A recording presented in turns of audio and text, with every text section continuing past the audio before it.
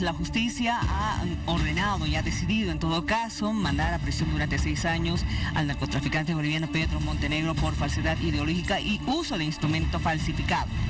¿Qué más va a pasar con él? Queda pendiente el tema de la extradición para cuando termine su condena en Bolivia. Pero ¿qué más? El tema de los bienes, y de esto vamos a hablar con el doctor Marcelo Gutiérrez, director general de Registro, Control y Administración de Bienes Incautados de IRCABI, a quien le doy las buenas noches y bienvenido por estar con nosotros. Muy buenas noches y un saludo a toda la teleaudiencia. ¿Qué va a pasar con los bienes de el señor Pedro Montenegro?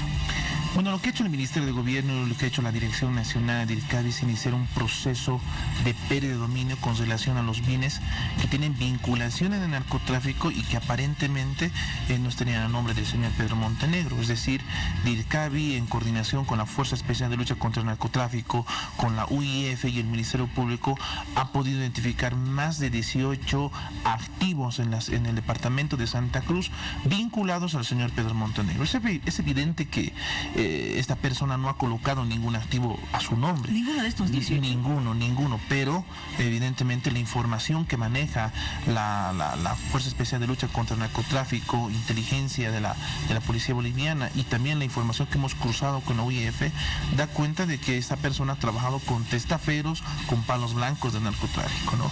Justamente aprovechando la oportunidad, ayer escuchábamos una entrevista al abogado del señor Pedro Montenegro y él decía que nada tiene su nombre y que no se podría afectar el derecho propietario de terceros.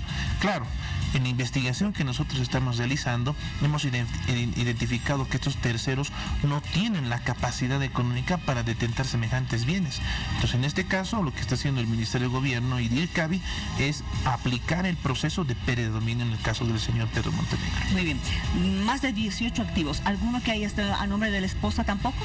Había un activo, existe un activo, que se encuentra a nombre de la esposa del señor Pedro Montenegro. No vamos a decir la ubicación por temas de investigación. Este activo, justamente por este hilo conductor, hemos podido activos, otros bienes. Prácticamente ingresaba, realizaba su vida privada y tenía muchos enseres privado. Entonces sí hemos encontrado un inmueble que estaba a nombre de la esposa del señor Pedro Montenegro. ¿Y el negocio de ropa al que él supuestamente se dedicaba, qué va a pasar con eso? No, prácticamente son negocios que efectivamente se han constituido para poder crear empresas o actividades fachada, vamos a decirlo así, ¿no? De empresas, de vehículos. También hemos secuestrado una empresa de venta y compra de motorizados, por ejemplo. Hemos encontrado esta empresa de compra de ropa o venta de ropa, etcétera, que aparentemente la traía del exterior, pero son empresas que dentro de su actividad formal nunca han registrado un ingreso económico que le permita detentar semejantes bienes al señor Pedro Montenegro. Es generar estas actividades fachada, vamos a llamarlo de esta forma, para aparentar un ingreso aparentemente formal. Entonces, ese dato, por ejemplo, nos ha arrojado las investigaciones que hemos podido realizar con la Fuerza Especial de Lucha contra el Narcotráfico y la UIF. Ahora bien, más de 18 activos. ¿Entre qué? ¿Vehículos, casas, qué? Estamos hablando solamente de inmuebles, estamos hablando de inmuebles, hablando de lotes de terreno, ¿no? Que están ubicados en el departamento de Santa Cruz. Son 18 activos que están bajo administración ahora de IRCABI. Corresponde a esta dirección darle una administración correcta, una administración seria a estos activos y impulsar este proceso de predominio que ya lo hemos iniciado con la Fiscalía. ¿Había vehículos? Sí, había motorizados, pero que prácticamente no tenían una vinculación directa con el señor Pedro Montenegro, sino de sus terceros, de sus testaferos o de personas muy allegadas. Estos vehículos también van a ser sometidos a un proceso de predominio. Prácticamente son entre 3 y 4 motorizados que han sido entregados a IRCABI producto de estas investigaciones. Ahora, estos testaferros, terceras personas, ¿las tienen ya identificadas? Sí, las tenemos identificadas. Justamente hemos podido cruzar la información que tenemos con derechos reales, con la alcaldía, con el municipio de Santa Cruz y otros municipios, así como también de los datos que nos ha arrojado la UIF. Entonces, tenemos los nombres completos, tenemos a las personas identificadas, sabemos, el Ministerio Público ya conoce y sabe cuál es el perfil socioeconómico de estas personas. Evidentemente, estas personas con su actividad formal, con su ingreso formal, no tienen la correspondencia para detentar un bien, por ejemplo, de Las Palmas. que está valorado, por ejemplo, arriba de los $800,000. ¿Qué es una finca? Es un inmueble prácticamente unos 600 metros construidos, un inmueble con prácticamente 2-3 plantas de altura, donde había muchos espacios de esparcimiento, es decir, la casa prácticamente muy cuantiosa, lujosa, ostentosa, vamos a decirlo. Este activo hemos identificado a su propietario, a supuesto propietario, y obviamente hemos denotado que existe una vinculación de esta persona con el señor Pedro Montenegro, hay un lazo, ¿no? Entonces, y eso lo mismo estamos haciendo en todos los activos que están bajo administración de nuestra dirección.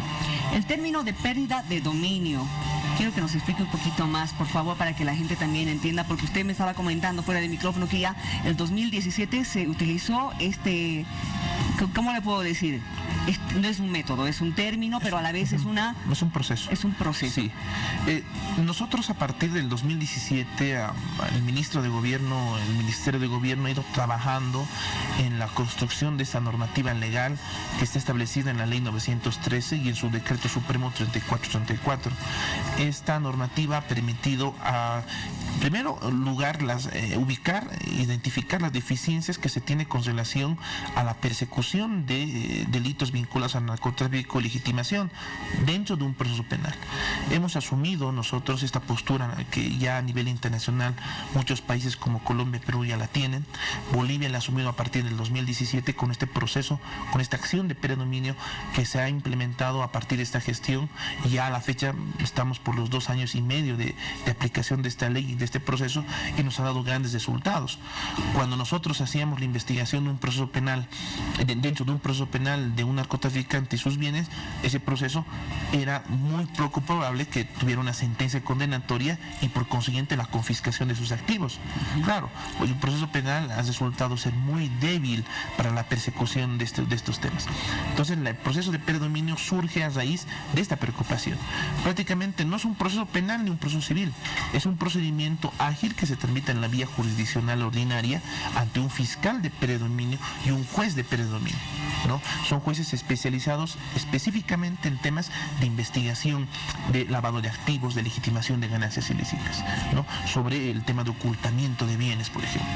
Ahora, con este proceso, todo narcotraficante se queda absolutamente sin bienes. Claro. Se queda sin efectivo, sin nada, sin casa, sin nada. La finalidad de este proceso de predominio ha sido prácticamente atacar, y esa es la finalidad, atacar a las verdaderas estructuras, a los verdaderos capos, vamos a decirlo así, del narcotráfico. Obviamente, son las personas que tienen el poder económico y quieren legitimarlo, quieren lavarlo en una actividad comercial formal, etcétera.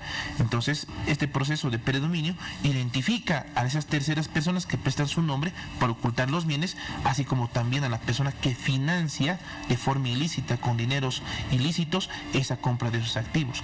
En muchos casos se ha visto que hasta constituyen empresas fachadas, ¿no es cierto?, de cualquier característica, de cualquier naturaleza, para aparentar un ingreso legal. Entonces, justamente este proceso de predominio está avanzando en ese horizonte. Ahora, doctor Gutiérrez, ¿queda algo para la familia?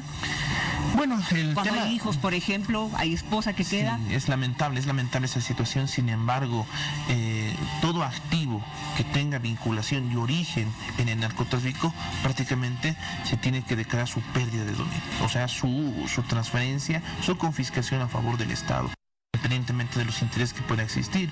El detalle es que sería algo desigual amparar la riqueza ilícita frente a la riqueza legalmente obtenida. A una persona común, casual, le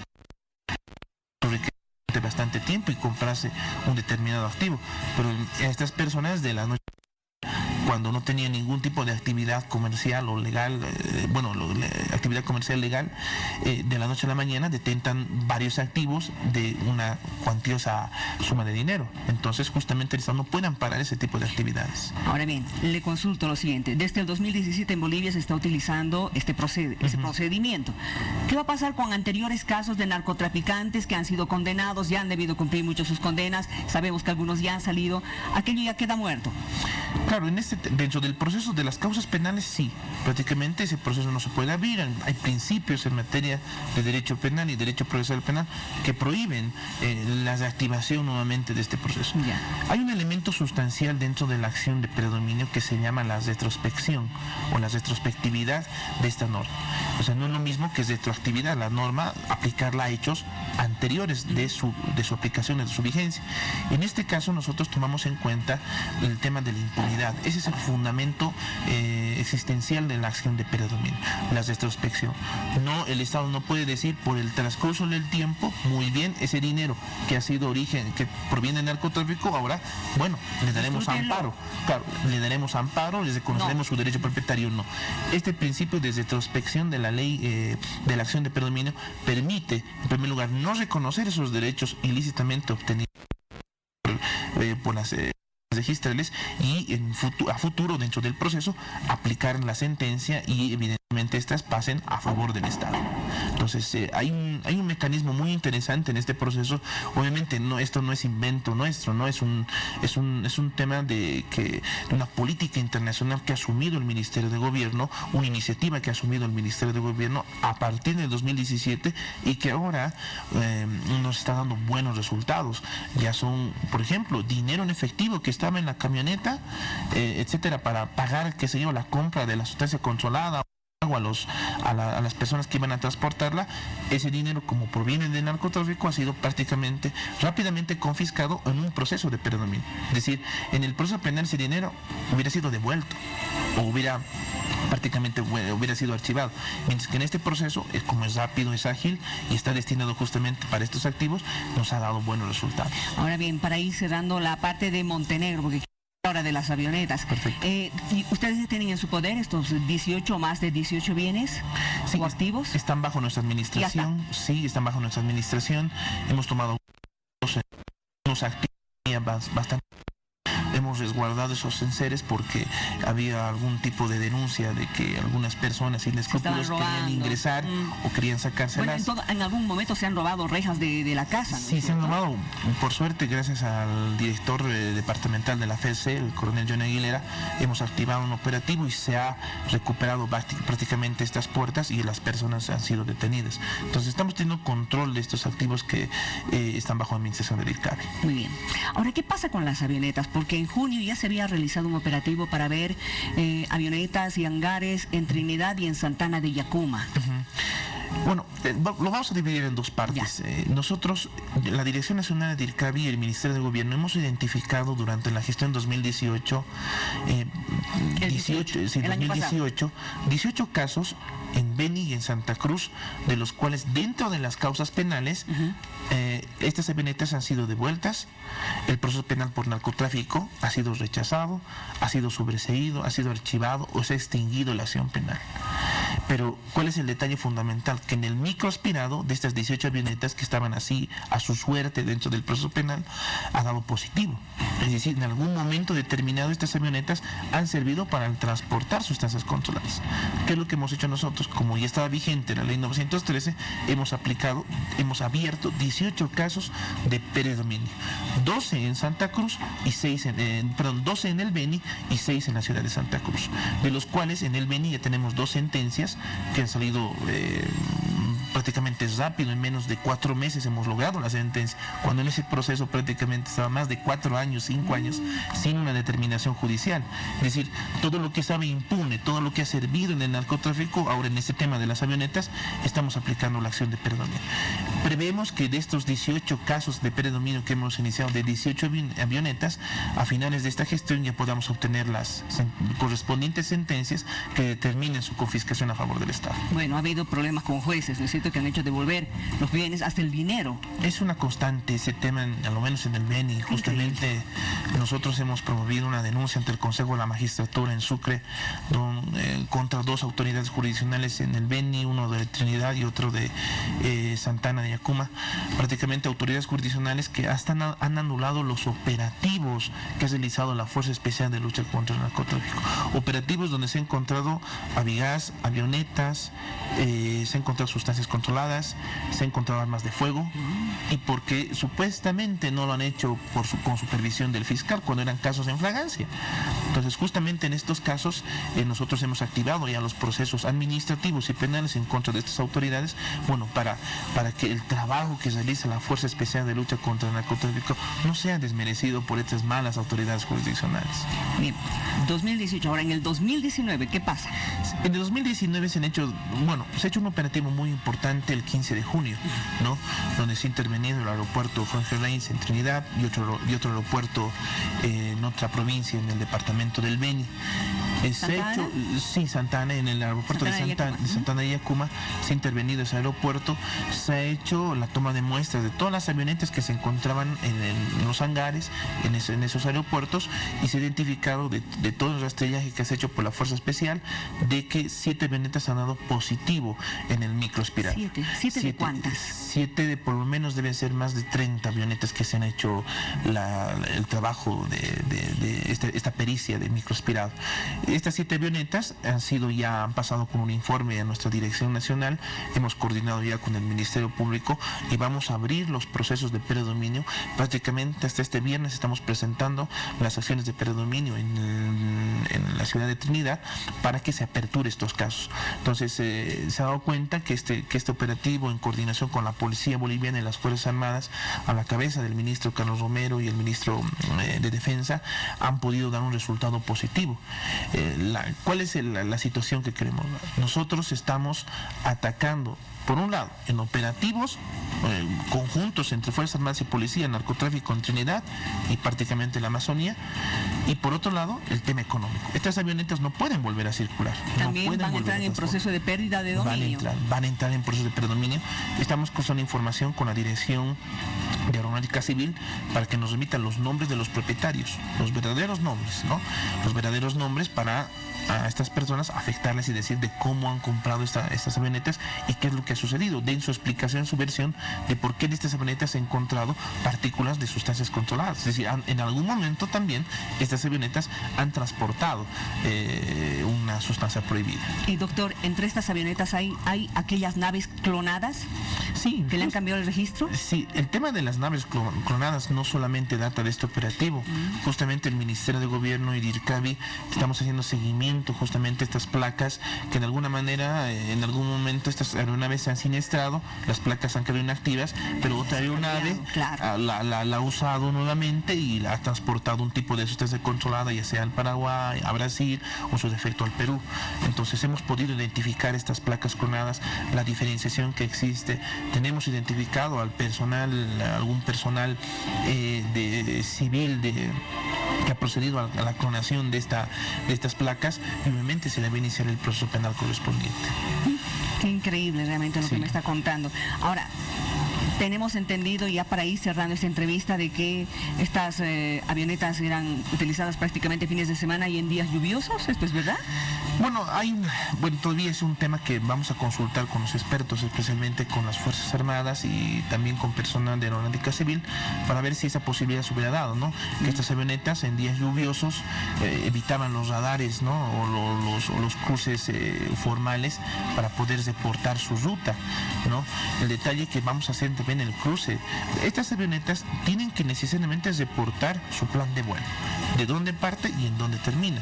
Y en su plan de vuelo determinarán la finalidad del vuelo o el objetivo del vuelo, ¿no? Muchas avionetas han declarado un objetivo, transporte de personas, cuando en realidad estaban transportando sustancias controladas. Entonces ahí se va a notar el dolo de estas personas en el tema del transporte de sustancias. Y también, por otro lado, se va a investigar de cómo estas personas han comprado estas avionetas, cuál va a ser el origen de estas avionetas. Lo vamos a investigar en un proceso de predominio. Hay mucho trabajo entonces por hacer todavía. Gracias por venir, por contarnos lo que está pasando, el trabajo que ustedes están realizando, doctor Gutiérrez. Muchas gracias por la invitación, y cualquier situación, cualquier consulta, siempre vamos a estar atentos. Muy bien, gracias. Nosotros volvemos enseguida.